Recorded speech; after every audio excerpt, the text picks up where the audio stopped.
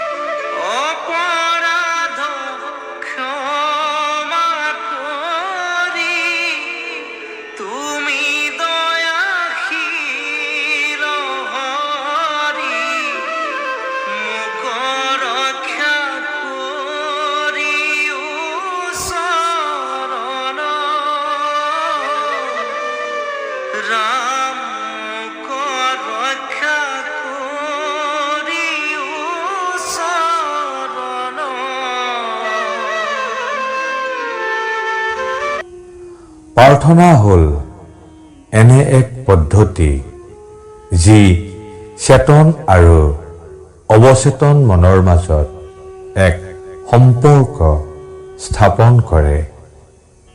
প্ৰাৰ্থনাই মানুহৰ মনোসংযোগত এক গুৰুত্বপূৰ্ণ ভূমিকা পালন কৰে।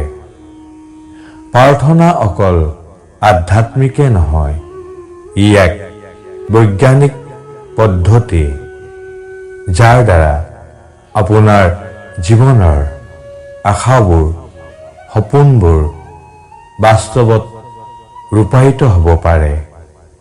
আপুনি ধন সম্পদ, সুখ শান্তি যদি বিচাৰে, তেনেহ'লে প্ৰাৰ্থনাৰ দ্বাৰা ইয়াক লাভ কৰিব পৰা যায়। প্ৰাৰ্থনাই আপোনাক ভয়ৰ পৰা ৰক্ষা কৰিব পাৰে, ব্যৱসায়িক সমস্যা সমাধান কৰিব পাৰে।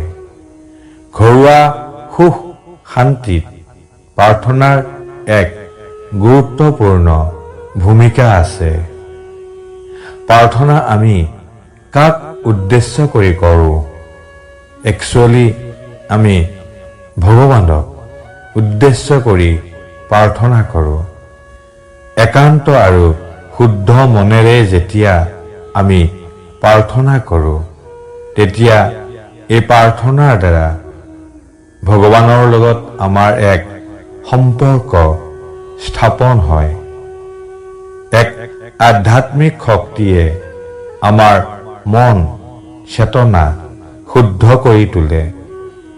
মন যেতিয়া নিৰ্মল হয়, হৃদয় পবিত্ৰ হয়, তেতিয়া আমি পৰম শান্তি লাভ কৰোঁ।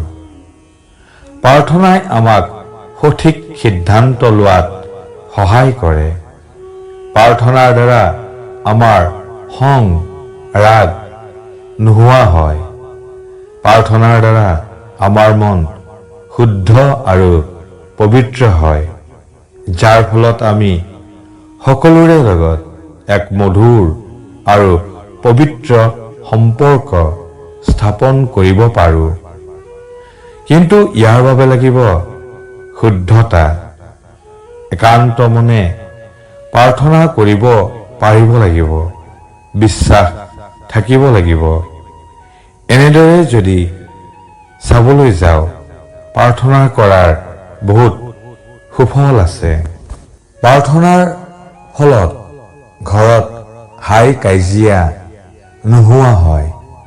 তেতিয়া ঘৰখনৰ পৰিৱেশ নিৰ্মল আৰু পবিত্ৰ হয়। যি ঘৰৰ পৰিৱেশ নিৰ্মল আৰু পবিত্ৰ, তাত লক্ষ্মীয়ে বাস কৰে। গতিকে এক সুখ শান্তি নিৰ্মল আৰু পবিত্ৰ পৰিৱেশৰ কাৰণে ঘৰখনৰ প্ৰতিজন সদস্যই নিয়মিতভাৱে প্ৰাৰ্থনা কৰা আৱশ্যক। প্ৰভু শ্ৰীকৃষ্ণক এবাৰ হ'লেও স্মৰণ কৰক, তেওঁৰ নাম জপ কৰক, প্ৰভু বাকে বিহাৰীৰ ওপৰত বিশ্বাস ৰাখক, আস্থা ৰাখক আৰু সুখী হওক। জয় প্ৰভু জগন্নাথ। হৰে কৃষ্ণ হৰে কৃষ্ণ হৰে কৃষ্ণ।